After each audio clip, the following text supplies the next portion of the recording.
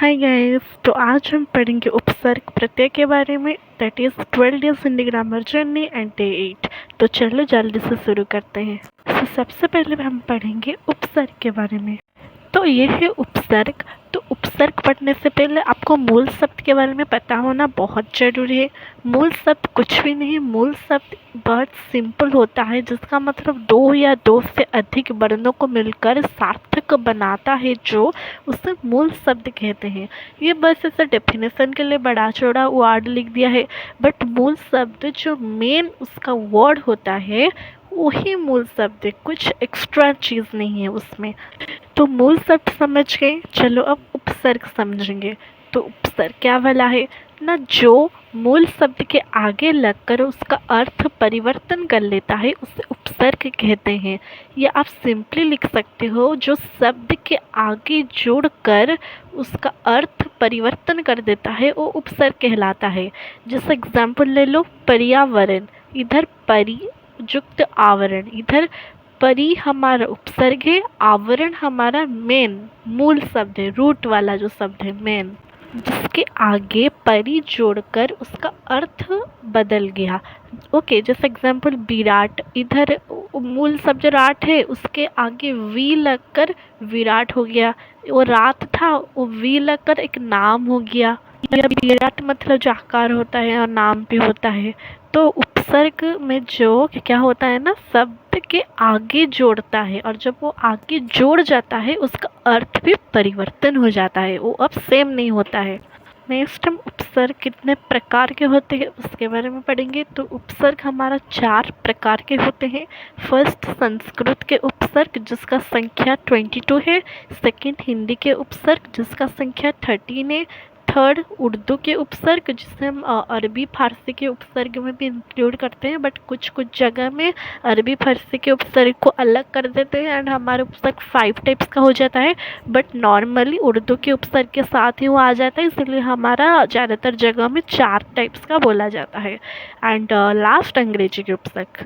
So first we will discuss about Sanskrit के उपसर्ग। ना संस्कृत के उपसर्ग का मतलब सिंपल होता है, जो उपसर्ग जो है अति, अवि, अनु, अप, अवि, ये सब संस्कृत से आया है, जो किसी एक मूल शब्द से जोड़कर एक नया शब्द बन जाता है।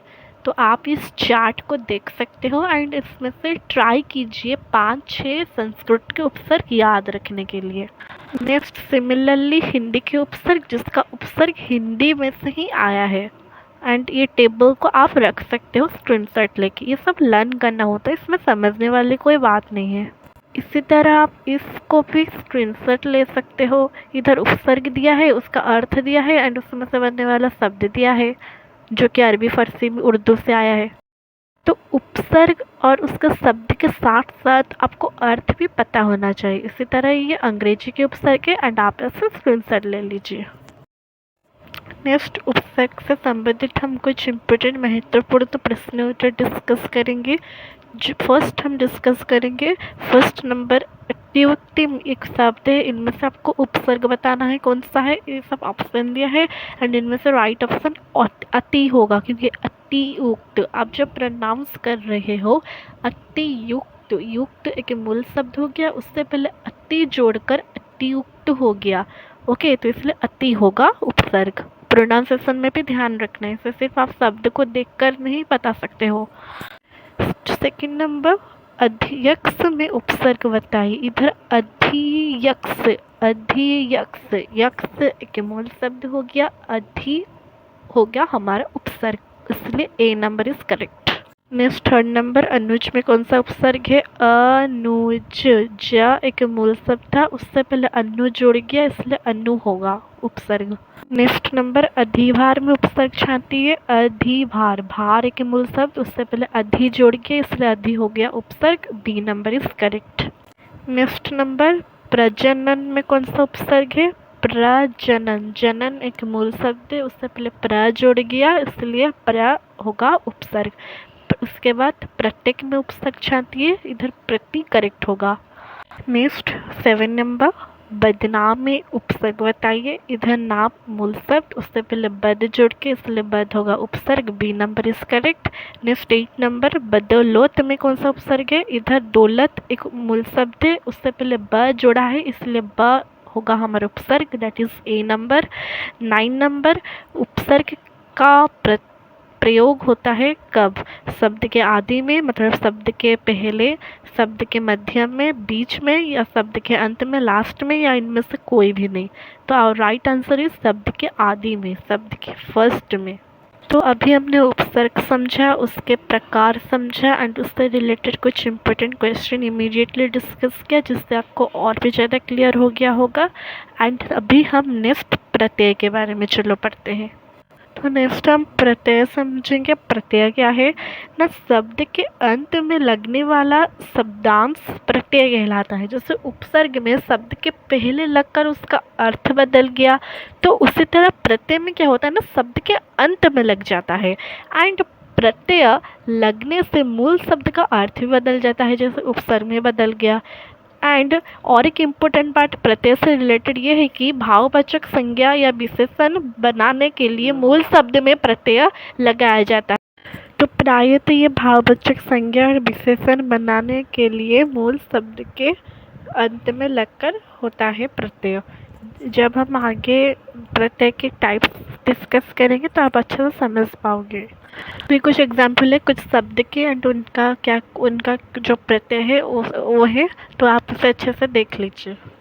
जैसे कि मिन्नती है, इसमें से उसका मिन्नती का प्रत्यय क्या है? ती है। ओके, तो ये प्रत्यय फिर से हमारा 2 टाइप्स का होता है, कृत्य प्रत्यय, दूसरा तद्धित प्रत्यय। तो ये सब समझने से पहले आपको धातु समझना होगा। पहले धातु किससे कहते हैं ना? क्रिया के मूल रूप को धातु कहते हैं, जिन मूल अक्षरों से क्रियाएं बनती है। एग्जाम्पल लेंगे पढ़, जा, खा। इसमें अगर हम क्रिया जैसे लगा देंगे ना, तो ये पढ़ना हो जाएगा, तो उसका जो मूल रूप है वो धातु है। ओके, फर्स्ट हम पढ़ेंगे कृत्य प्रत्यय क्या होता है ना? जो प्रत्यय क्रिया शब्द के अंत में लग जाता है वो कृत्य प्रत्यय हो जाता है। एग्जाम्पल पढ़ना, लड़ना, ये सब क्रिया है, उनके अंत में अगर आप प्रत्यय लगा लो, जैसे कि पढ़ना में पढ़ना के अंत में वाला लगा दिए, तो ये हो गया पढ़ने वाला। तो ये जो क्रिया शब्द के अंत में लगकर हमारा हो गया, तो वो कृत प्रत्यय होता है। और कृत प्रत्यय से बने शब्द को हम कृदंत कहते हैं। ये जो पढ़ने वाला है उसे आप कृदंत कहेंगे। नेक्स्ट हम तद्धित प्रत्यय के बारे में डिस्कस करेंगे ना। जो प्रत्यय संज्ञा, सर्वनाम, विशेषण के अंत में जोड़ जाते हैं वे तद्धित प्रत्यय कहलाते हैं। एंड इनसे बनने वाला जो शब्द वो तद्धितांत कहलाते हैं। जैसे कृत प्रत्यय में कृदंत कहलाते थे, उसी तरह इसमें तद्धितांत कहलाएंगे। एग्जाम्पल ले लो मित्र, ये हमारा हो गया संज्ञा, उसमें आप ता जोड़ लो, ये हो गया मित्रता। ओके, एंड ये जो अब मित्रता हो गया ये हमारा कहलाएगा तद्धितांत, क्योंकि वो तद्धित प्रत्यय से बना है। So now we will discuss some important question related with प्रत्यय, जिससे आपको और भी अंडरस्टैंडिंग क्लियर हो जाएगी। सो फर्स्ट क्वेश्चन इज प्रत्यय कितने प्रकार के होते हैं? तो प्रत्यय हमने देखा था 2 प्रकार के होते हैं, कृत प्रत्यय और तद्धित प्रत्यय, इसीलिए ऑप्शन नंबर ख। नाउ 2 नंबर क्वेश्चन, इधर पंजाबी शब्द में हमें प्रत्यय बताना है। प्रत्यय क्या है ना? आप देखो पंजाबी, बी ब में ई लग गया, तो ये दीर्घई इज और करेक्ट आंसर का नंबर। तो इधर तैराक शब्द में उसी तरह आपको प्रत्यय बताना है। तैराक, तैरा एक मूल शब्द है, उसमें आक लग गया, तो इसलिए आक होगा प्रत्यय खा नंबर। उसी तरह 4 नंबर क्वेश्चन, बचपन शब्द में मूल शब्द बताना है। इधर प्रत्यय नहीं, हमें मेन शब्द बताना है, तो इधर बचपन में इधर हमारा मूल शब्द होगा बच्चा, ग नंबर। नेक्स्ट क्वेश्चन, पढ़ाई शब्द में प्रत्यय बताना है, तो इधर पढ़ाई, पढ़ जुक्त आई, इसलिए आई अंत में जोड़ा था, इसलिए घ नंबर करेक्ट आंसर होगा। नेक्स्ट 6 नंबर क्वेश्चन, जो शब्दांश शब्दों के अंत में लगकर उनके अर्थ में परिवर्तन कर देते हैं वे क्या कहलाते हैं? वो प्रत्यय कहलाते हैं, ख नंबर, क्योंकि उपसर्ग तो शब्द के आरंभ में जुड़ते हैं ना, पहले में फर्स्ट में, बट प्रत्यय अंत में लास्ट में जुड़ता है।